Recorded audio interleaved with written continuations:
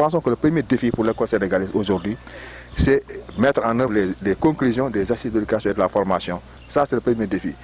Le deuxième défi pour nous, vraiment pour que l'école sorte vraiment donc de l'ornière, il faut mettre l'éducation et la formation hors du champ de ces politiques d'austérité. Il faut également un autre défi majeur aujourd'hui pour l'école sénégalaise, c'est instituer un dialogue social de qualité, vraiment basé sur la confiance, basé sur l'aspect de la parole donnée. Nous savons tous que si l'école continue également donc à souffrir, c'est parce que depuis des années, le gouvernement s'engage mais ne respecte pas sa parole. L'autre défi majeur également, c'est aujourd'hui le respect des accords. Parce que je pense que la condition sine qua non de l'apaisement du secteur pour l'année 2016, c'est d'abord que tous les accords signés soient respectés. Un autre défi également, c'est qu'il faut aussi restaurer la dignité de l'enseignant. Je pense qu'aujourd'hui, de plus en plus, quand on entend, les enseignants sont jetés en pâture, les syndicats d'enseignants sont jetés en pâture, on donne l'impression que le mal de l'école, ce sont les enseignants, ce sont les syndicats. C'est une fausse image de l'école sénégalaise. Et nous disons que nous sommes dans une dynamique de lutte, nous la réaffirmons fortement et nous lançons également un appel à tous les enseignants, à toutes les organisations syndicales. Parce qu'un autre défi aussi qui se dresse à nous, vraiment c'est le défi de l'unité du mouvement syndical. Je pense que nous devons tous être unis, faire front, faire face vraiment à cette dérive aujourd'hui qui menace l'école sénégalaise, à savoir donc cette politique d'austérité, mais également le manquement, le non-respect des accords signés. Voilà. Le ministre de l'Enseignement supérieur tend la main aux enseignants du supérieur pour déposer les armes. Selon le professeur Mary Teuw Niane, l'État est en train de tenir ses engagements.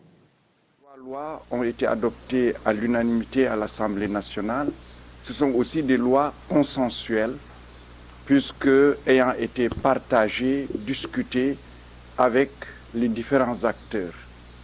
C'est un tournant important dans le cadre des réformes de l'enseignement supérieur. Selon lui, le gouvernement fera des propositions allant dans le sens de résoudre les autres points de la plateforme revendicative du SAES. Professeur Mary Teuw Niane a fait cette déclaration lors du lancement de sa campagne référendaire à Saint-Louis pour un oui massif le 20 mars prochain. Vous comprendrez que je m'engagerai à côté de lui pour le soutenir, pour battre campagne, pour que le oui puisse l'emporter. Hier matin, la commission sociale des étudiants de l'UGB a décrété 48 heures de repas sans ticket pour protester contre la non-tenue des engagements des autorités par rapport aux conditions sociales des étudiants. Si vous récusez aussi bien le principe du report du référendum que le principe de l'adoption des réformes par l'Assemblée nationale, le MPCL vous demande au moins d'inscrire noir sur blanc dans une disposition transitoire que le mandat en cours est pris en compte dans le décompte des 2 mandats auxquels vous pouvez légalement aspirer. Au passage, nous exhortons tous nos compatriotes à éviter de battre campagne pour le non, puisque le succès du non nous imposerait de facto 2 mandats de 7 ans quand un seul nous désole tant et plus. Au cas où le MPCL enregistrerait une fin de non-recevoir à ces propositions, il ne nous restera qu'une seule option, battre campagne activement pour le boycott, afin qu'un fort taux d'abstention indique clairement le puissant désaveu du peuple sénégalais, aussi bien de la non-réduction du mandat en cours que de la tenue précipitée d'un référendum qui était si attendu et qui semblait si capital, pour l'avenir de nos institutions. Nous, en tant que parti responsable, nous nous voulons comptabiliser, faire ba ñi di voter non ak ñi baña participer ñoy ñep bolé sen dolé pour woné ni amna majorité fi ci Sénégal ba nga xamni d'accordul ci li Macky Sall bëgg def lolu organisation la laaj bien sûr ñom un mois nous jox un mois doyul pour égler yenn liggéey mais Sénégalais yi paré nañu pour song régime Macky Sall daanu organiser waxtaan xool bu baax a baax waxtaan bu baax a baax xool yan moyens nu ñuy utiliser pour daaneel ko loolu moo gën a am solo tey jii meeting bi ngeen ñu def fii ci PAL mën naa wax ni mooy sunu premier meeting de pré-campagne pour waxtaan ak population bi wax leen lu nu xalaat daanu réuniraat waxtaan encore ak président Abdoulaye Wade qui est le secrétaire général national du parti. Mais voilà la position que nous avons dégagée au niveau du comité directeur. À Saint-Louis du Sénégal, la classe politique est restée groggy suite à la dernière sortie du président Macky Sall. Du côté de la mouvance présidentielle, seules les femmes du réseau des Linguères républicaines ont osé mettre le nez dehors pour apporter son soutien au président de la République.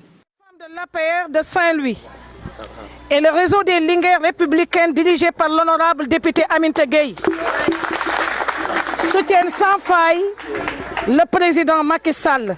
Aux gens de Y'en a marre, nous leur demandons de répondre aux accusations sur l'affaire Lamine Diack et aussi aux actes malsains. À Idrissa Seck, l'éternel perdant, à Bamba Dièye, il est temps de vous ressaisir. Les Linguères républicaines ont officiellement lancé leur campagne référendaire pour un oui massif. Au soir du 20 mars à 18h, le oui va triompher au niveau de Saint-Louis. À Saint-Louis du Sénégal, les amis du député Aminata Gueye, empêchés, ont renoué la ville de Saint-Louis avec l'ambiance électorale. Contre le majeur coup de défi à relever, qui reste à relever, il s'agit de régler définitivement, comme le gouvernement l'a dit, la question de l'énergie, mais aussi la question des aménagements. Doter la SAED ce budget de manière le plus prématurément possible pour effectivement déclencher les travaux d'aménagement. Il s'agit aussi de respecter le calendrier, ce que nous sommes en train de faire par rapport à cette campagne de contre-saison chaude. Le gouverneur l'a dit, il y a des questions qui touchent l'ensemble des acteurs de la chaîne de valeur qui sont essentiels, d'amont en aval de la chaîne de valeur. C'est la TVA sur la chaîne de valeur, le matériel d'aménagement, le matériel de travail du sol, de récolte et de battage. Je crois que c'est des questions qui sont essentielles sur lesquelles, si réellement les autorités suprêmes de ces pays nous aident, je crois que ça va soulager beaucoup nos producteurs. Maintenant, pour ce qui concerne véritablement les acteurs propres des producteurs, je crois qu'en dehors des préalables qu'ils demandent à l'État, nous avons noté un engagement, un engouement extraordinaire. Et nous sommes en train de les accompagner. C'est l'occasion de féliciter nos collègues qui s'occupent du financement, notamment la CNCA, pour l'esprit d'anticipation qu'ils ont fait cette année et ce qui nous vaut aujourd'hui une avance de 2 mois par rapport aux campagnes passées. À son arrivée, Monsieur le directeur a trouvé une dette du personnel qui s'élevait à plus de 200 millions, un bloc en arrêt depuis 2 ans, un matériel et des instruments obsolètes ne respectant pas les normes d'un hôpital de niveau 2 et futur centre hospitalier universitaire régional. Grâce au directeur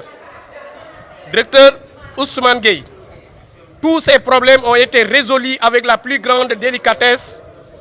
Le bloc opératoire a été rééquipé, les services de soins ont été équipés en matériel, en lit, matelas et en drap.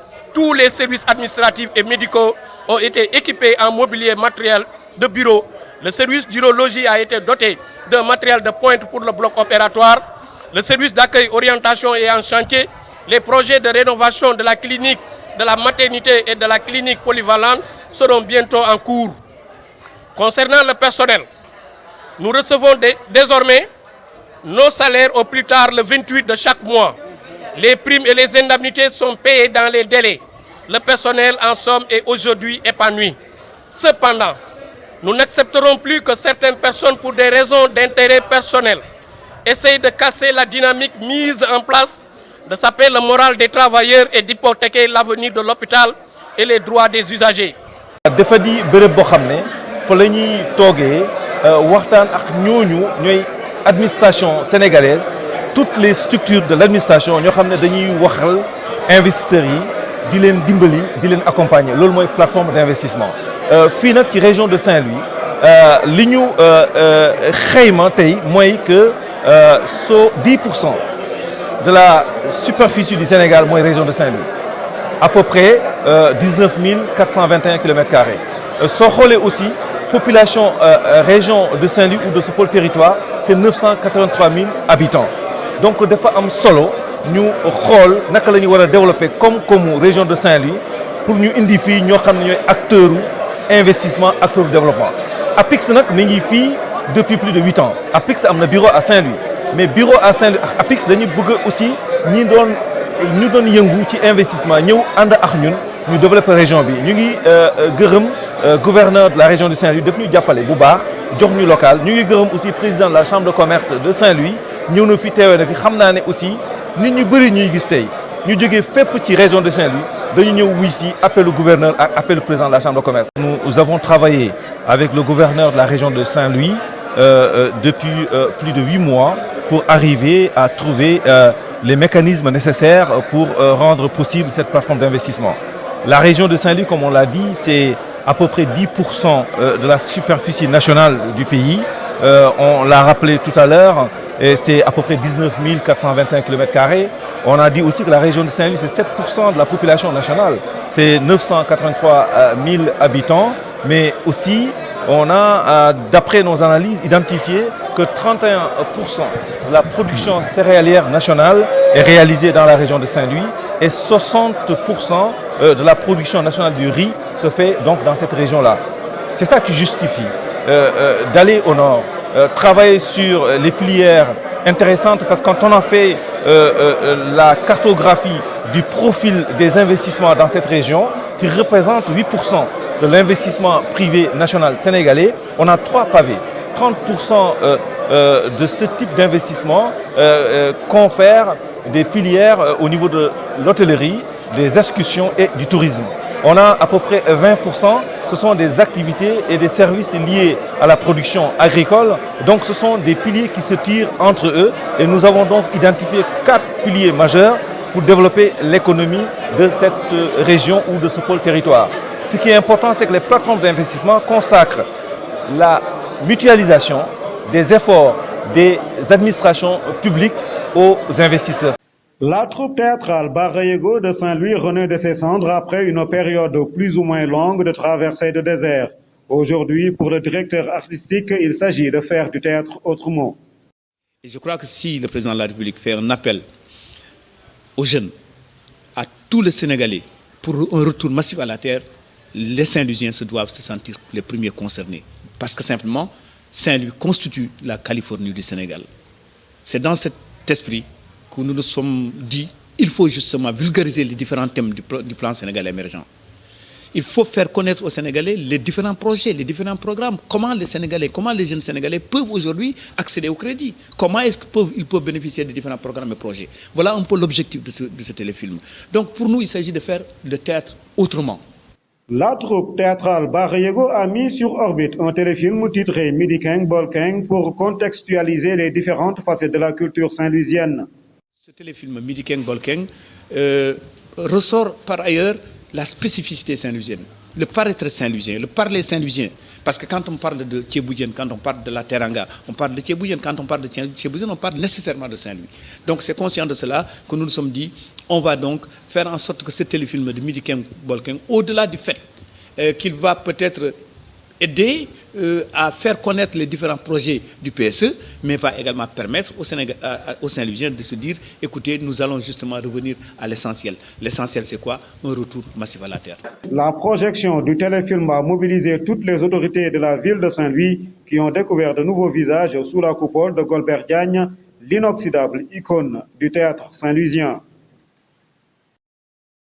La 18e édition du tournoi international de judo de la ville de Saint-Louis aura lieu les 18 et 19 mars 2016 au complexe Didier Marie. On avait envisagé d'organiser les 19 et 20, mais avec donc le référendum, nous avons rapproché la manifestation pour le 18 et 19 mars. Nous attendons au moins 300 combattants qui vont venir donc des clubs du Sénégal, mais également de la sous-région et d'un peu partout comme d'habitude. Nous attendons donc les champions de la Guinée, de la Mauritanie, de la Gambie, du Burkina, du Gabon, de la Côte d'Ivoire, de la Suisse et de la France. Cette année, donc, la manifestation aura comme marraine Mme Aminata Gueye, honorable députée, secrétaire élue à l'Assemblée nationale. Le budget prévisionnel est de 50 millions. Aujourd'hui, nous en sommes à 30% de recouvrement. Il faut dire que nous avons l'appui du ministère des Sports, comme d'habitude, de la mairie de Saint-Louis.